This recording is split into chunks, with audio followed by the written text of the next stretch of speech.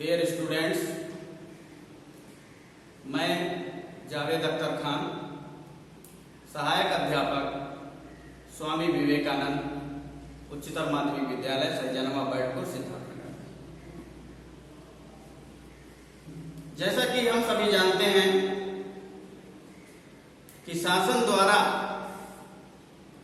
समस्त विषयों के कोर्स में 30% की कमी की गई है। तो वो 30% हमें पढ़ने क्या है, क्या पढ़ाना है, कैसे पढ़ना है, सर्वप्रथम हम इसको बताएंगे। स्टार्ट लेवल से आपको पढ़ना है गद्य साहित्य का इतिहास। स्टार्टिंग आपको लेना है गद्य साहित्य का इतिहास, जिसमें गद्य साहित्य के इतिहास में आपको पूरा हिस्ट्री नहीं लेना है। इसमें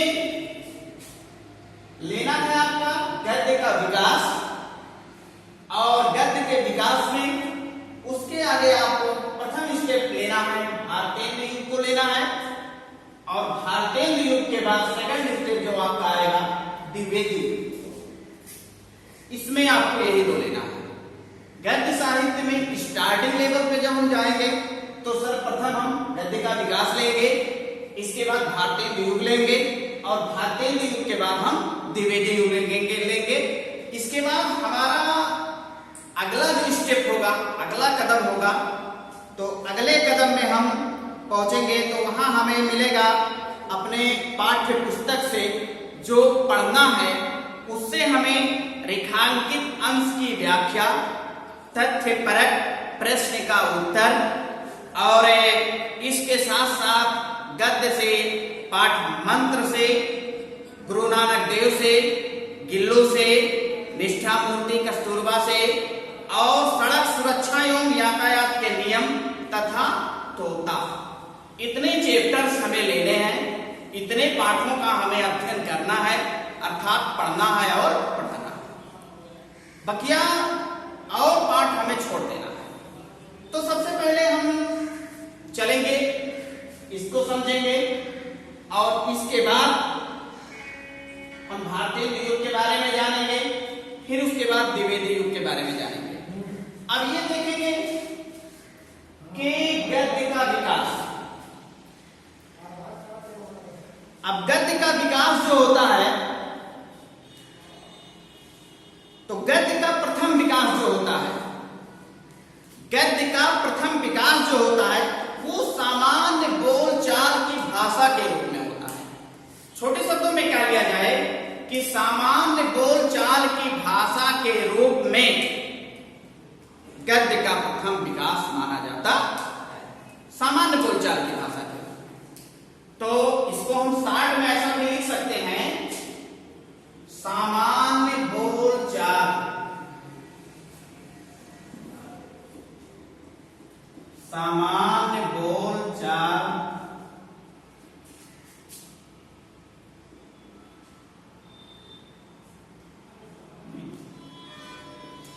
की भाषा के रूप को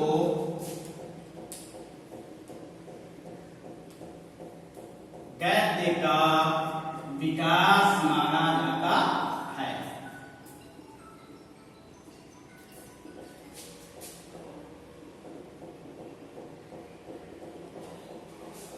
सामान्य बोलचाल की भाषा के रूप, जो सामान्य बोलचाल की भाषा होती है आमतौर से, सामान्य रूप से जो होती है, जैसे कहने का मतलब यह हर प्रदेशों में ले लिया जाए, हर राज्यों में ले लिया जाए, हर देशों में ले लिया जाए, एक अपनी भाषा होती है। नेपाल की अपनी भाषा होती है, इसी तरह सऊदी अरब की अपनी भाषा होती है, और इसी तरह हमारे हिंदुस्तान की भी अपनी भाषा होती है। और अपने देश में जो प्रदेश होते हैं, देश में जो प्रदेश होते हैं, उस प्रदेशों की अलग अलग भाषा होती है, अलग अलग रूप से।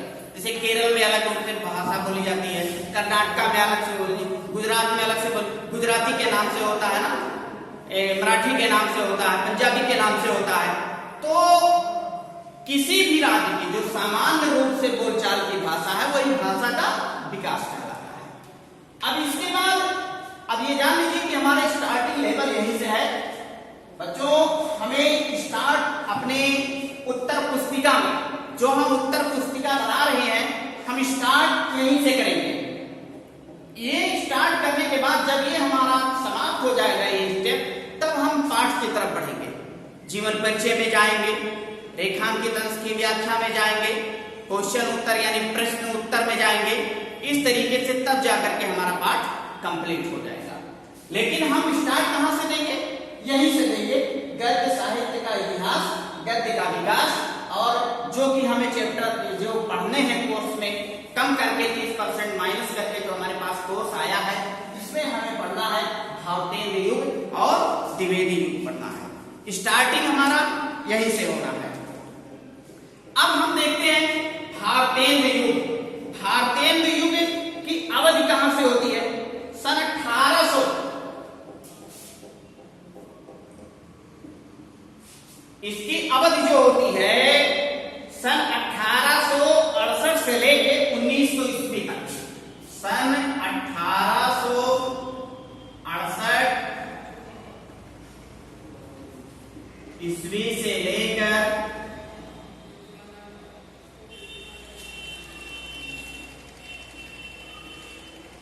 1900 ईस्वी तक की अवधि को भारतेंद्र युग कहा जाता है।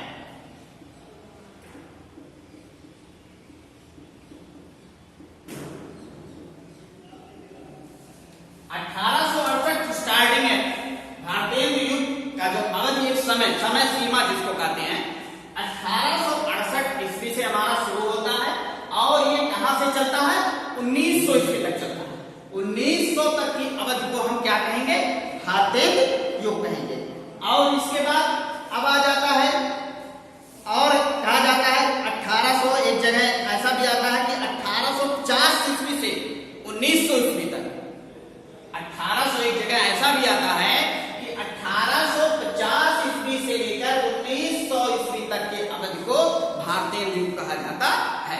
दोनों कोई दिक्कत नहीं है, आप ऐसा भी लिखेंगे तो आपका सही है, और ऐसा 1850 से लिखते हैं तब भी ये काल। इसके बाद आता है दूसरे नंबर पे आता है द्विवेदी युग। अब द्विवेदी युग की जो काल अवधि होती है 1900 से 1922 तक। 1900 ईस्वी से 1922 ईस्वी तक ये आपका द्विवेदी युग होता है। अब द्विवेदी युग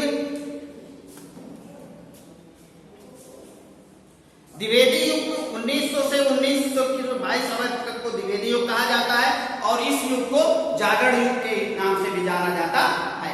तो 1900 से 1922 ईस्वी तक, 1900 से 1922 ईस्वी तक की अवधि को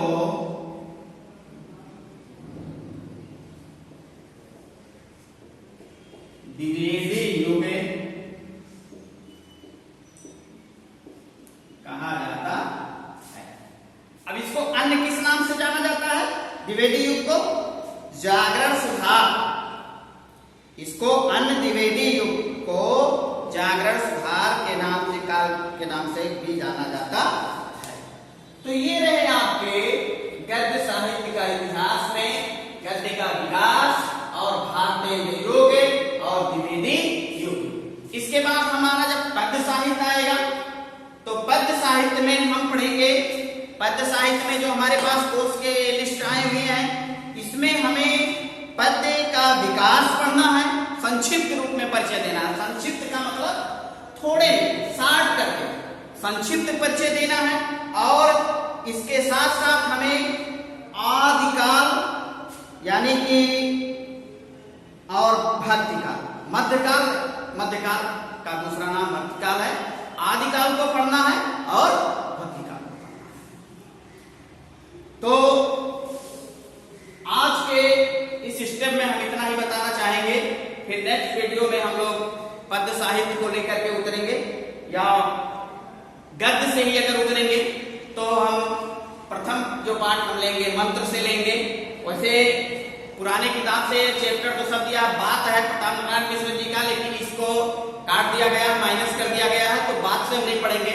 मंत्र हमारा पहला चैप्टर बनेगा, तो मंत्र से हम स्टार्ट करेंगे, जो कि मुंशी प्रेमचंद जी का है ये।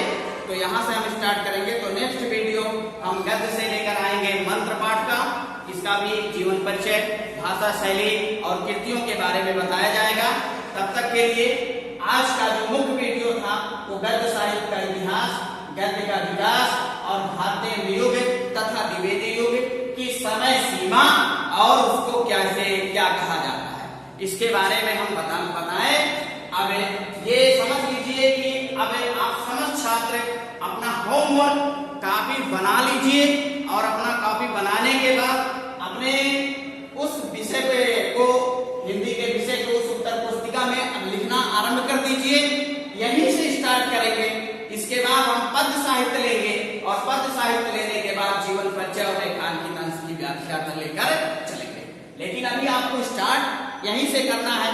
तो एक बार फिर हम आपको आगाह करते हैं कि 30% कोर्स जो कम किया गया है और इसमें 70% के कोर्स में जो हमको पढ़ाना है वो हमारा स्टार्टिंग लेवल यहीं से है। तो हम स्टार्ट यहीं से करेंगे। तो आप लोग अपनी कॉपी को बना लीजिए, उत्तर पुस्तिका बना लीजिए और यहाँ से लिखना प्रारंभ कर दीजिए। यही आपका सिलेबस होमवर्क के रूप में शुरू होता है। अब इसके बाद नेक्स्ट वीडियो फिर हम लेके कल उतरेंगे। इस तब तक के लिए धन्यवाद।